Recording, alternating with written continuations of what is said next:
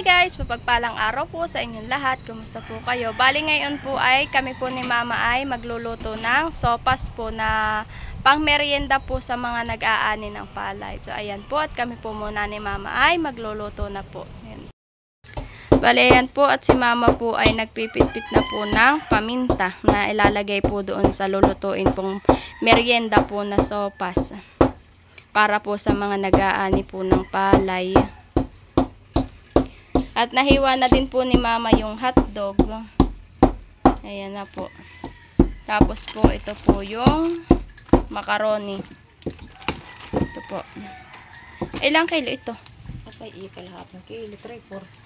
Ito daw po kalahating kilo at 3/4. Nahiwa na din po ni Mama yung mga gulay. Ayan na po. Tapos po, ayan po yung rekado na hiwa na. Mantika na yan. Ako naman po ay nagpainit na po dito ng mantika na paggigisahan po ng sopas. Kanina ko pa po ito isinalang. Pinatay ko lang po kanina yung apoy.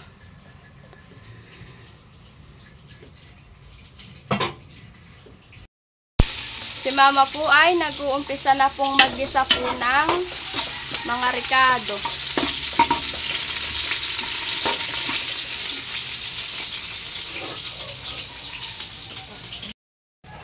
Yan po at akin pa po muna siyang pinipitpit dito sa almiris. Almiris po ang tawag po namin dito.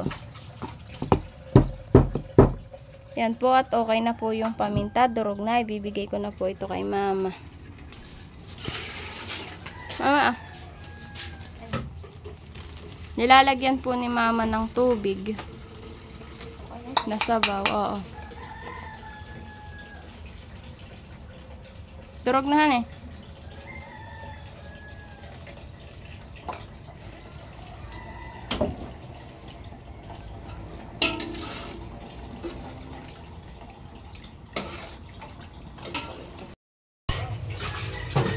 Ito na po yung kay Mamang niluluto.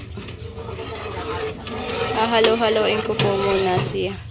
At sila ate naman po ay nagpunta po doon sa palayan at sila po ay naghatid naman po ng inumin po. Doon po para po doon sa mga gagapas po ng palay sa nag-aani po. Ito naman po pagkaluto po mamaya po ay amin dadalahin na po doon merienda po ng mga nag-aani. At dito po ang panahon ay, ayan po, nasikat na po ang araw. Maganda na po ang panahon. Hindi pa po dito nag-aani sa kalapitan po namin. Pero po dun sa kabila ay nakaani na po. Isisilot na laang po.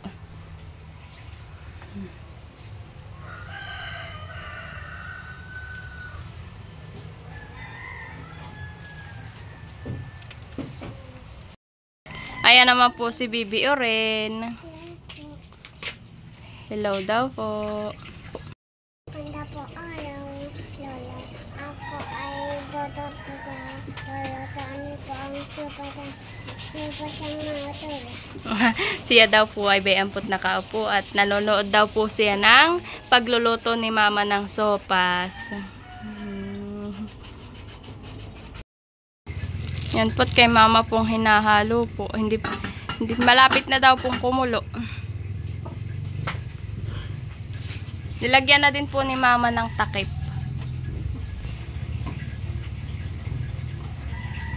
Pinupunasan din po ni Mama. Gawa po na pong paggigisa ay may tumalsik pong mga mantika.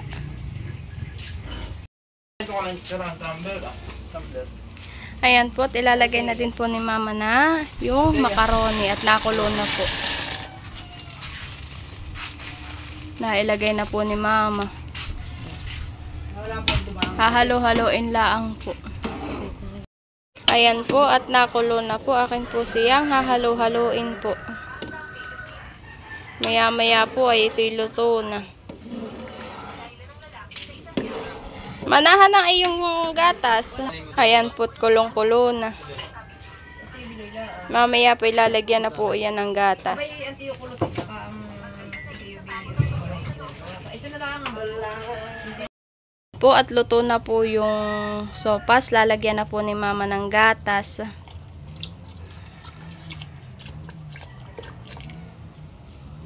Yan, nalagyan na po. Hahaluin lang po ni mama. Akin po siyang hahaluin.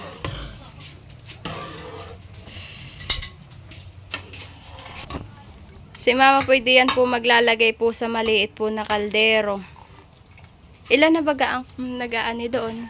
Aba ay di dalawa pa. Sumunod na yata si Tio Kulot. Tado na. Oo, nakita ko diyan ay. Nagdaan. Oo, dumaan. Hindi mo tinanong ko sa akin. Dagdagan mo na, dit baka sila nandoon. Nisasali na po ni mama.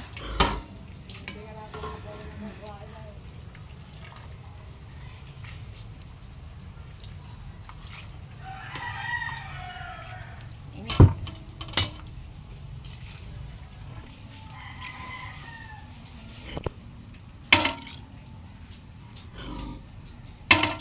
Pupunain mo. Mga kaganyan lang po kadami po yung dadalahin po sa palayan. Yan po. Okay na po yan. At sila naman po iilan po ang nagkukuhan po doon, nag-aani. Ano? Dadamihan lang po ng sabaw. Ano yan? Ayan po, at ikinagayak na din po yung pong dadalahin po sa palayan na merienda po. May 2 balot po na hambor, tapos po may kalamansi at may baso. At ang nag-aani daw po doon ay si Papa Laang po, dadalwa po sila. Kaya po, yan laang po ang dala po doon. Nilagyan na din po ng kutsarita. At kaya po sila Papa po dadalawa ay wala daw pong makuha pong mag-aani ng palay. Kaya po si Papa po ay nakapag-ani po. Habang po kami nagluluto po ng sopas, ayan po si Bibi Oren at nagduduyan po siya ditong pakanta-kanta. At binabantayan po niya si Bibi Leticia at tulog po dito. Kinakantahan po niya.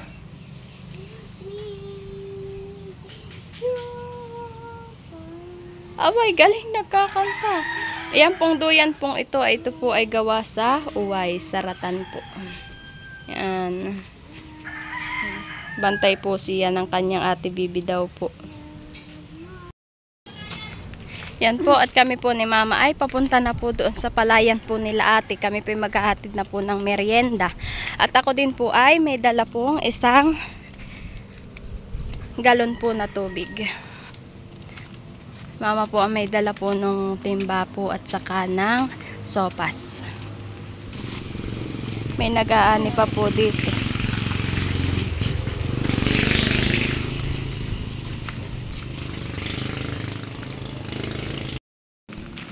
Pag po ganito pong mainit ay talaga pong paspasan po ang mga pag-aani. Gawa po na ngayon pong November ay dito po ay maulan. Kaya po paspasan po pag-aani dito.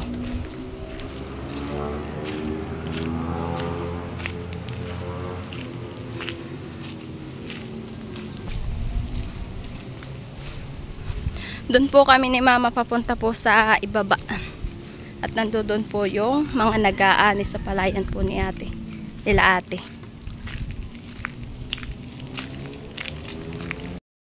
Ang laman naman po ng timba po ay baso po, kutsarita at tinapay po. Ayun naman po yung mag-aanlaang po, kaya daw po si mama po ang magdadala. Ako na po ang nagdala po ng mabigat na galon. Madulas yata di yan.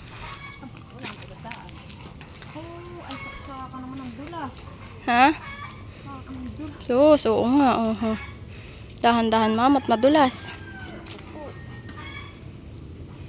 Napakadulas po nung daan. Kailangan po talaga ay dahan-dahan po, at pag po bilis-bilis po paglalakad ay diretso po doon sa baba. Sobrang dulas. Gwapo ng maputik. Putik po ang daan. Madulas niya.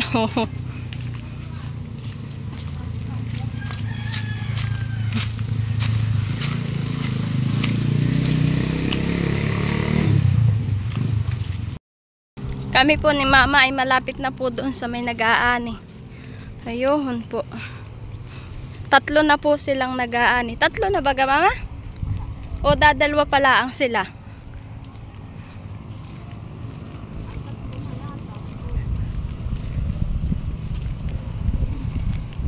Dito po ay nakapag-ani na po. O ba yun? Naisilot na din po ba yan na?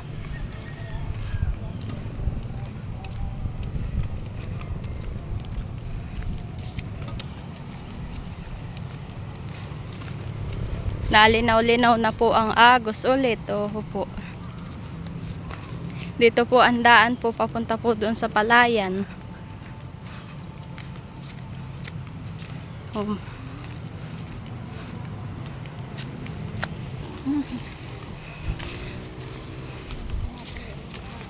May nag-aani din po dito sa kabila nila. Beto na po kami sa may kinapapa. Diyan lang po ni Mama ay lalagay po yung merienda po.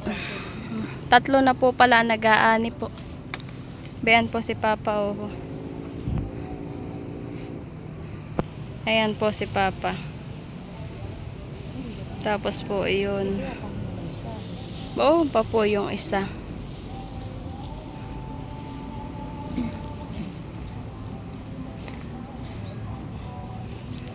Hindi Mama diyan mabubo.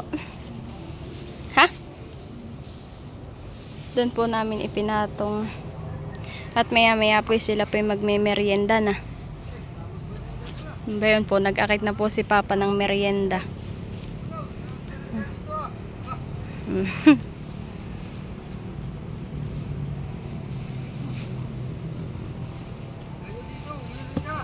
Nag-aakit na po siya.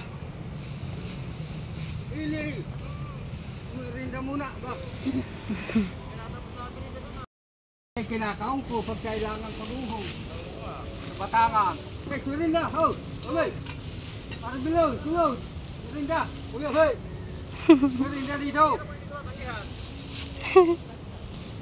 Pinaglalagay na po ni Mama ng merienda si Papa. Si Mama po ang naglagay po sa baso na yung pong mga merienda, tapos inaabot na laang po ni Mama. Mama, ba't si Tiyo kulot ba humpa?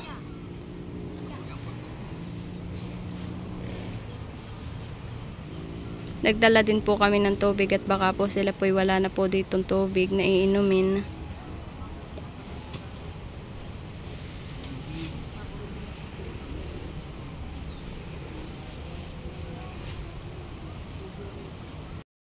Nagsunod din po sa amin si ate. Ayan po. Oh.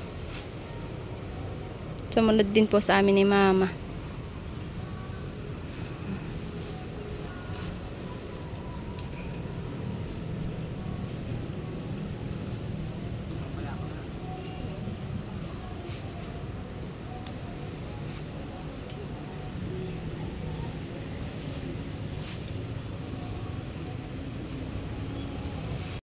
At ayan, punta ko po ay bumaba po dito sa kay Mamang taniman. Oo, ay ito po yung po. Gawa po ng daan po ng tubig. Pag po naulan, ay po natatabag. Kaya po pinagtatatamnan po dito ng kakao, ng mga puno-puno po para po hindi po matabag ang lupa. May mga bunga din po dito. Po. Yan po yung minamamak, nanganga.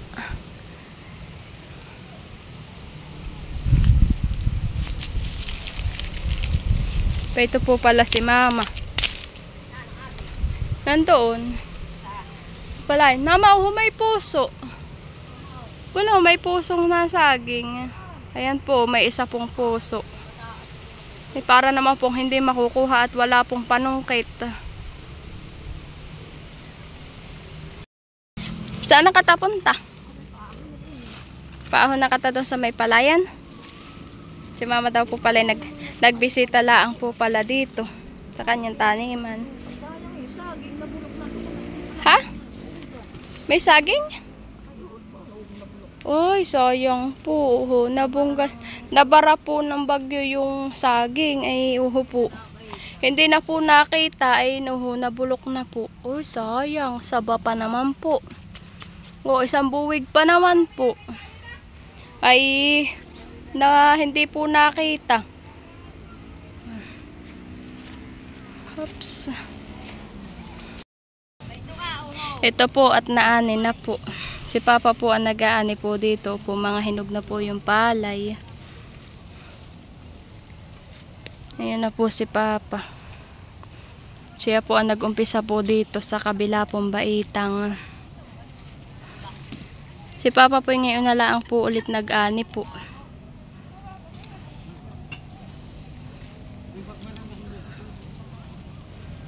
Dati po si Papa po ay nakikipag-ani. Yan po dati ang kay Papa pong racket. Siya po ay nakikipag-ani po sa kalabasan. Madaling araw po siya naalis sa amin. Mga tulog pa po kami siya po ay naalis na.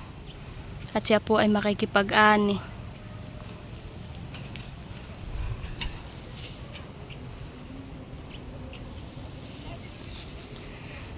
Po si Papa.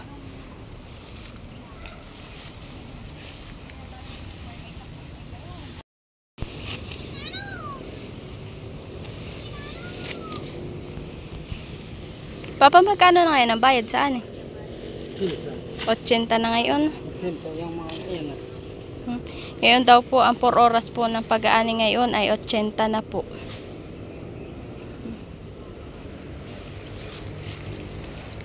Dati po ang 4 oras po ng ganayan po ay di ko po alam kung 70 po o 60.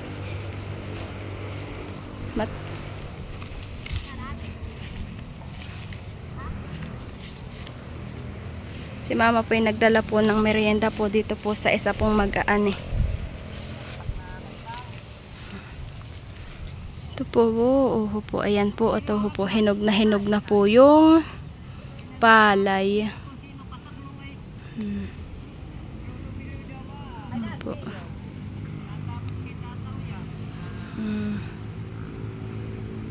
Talaga pong iani na po at hinog na. Pag po ito yung sobra pong hinog, ayan po yung nangangalaglag po dito po sa uhay niya sa kanyang tangkay.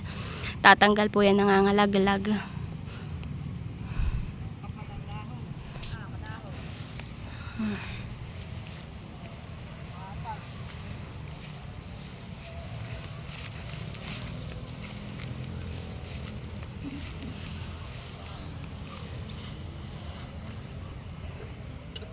Dito yung mamaya isisilot din, Mama. Mamaya daw po isisilot din daw po ito. Pagkatapos po ng pag-aani po. Mahirap magpalutong ng palay. Mahirap magpalutong ng kamis pagka nadi dito sa ganay. Tapos ang biglang naulan ng gabi.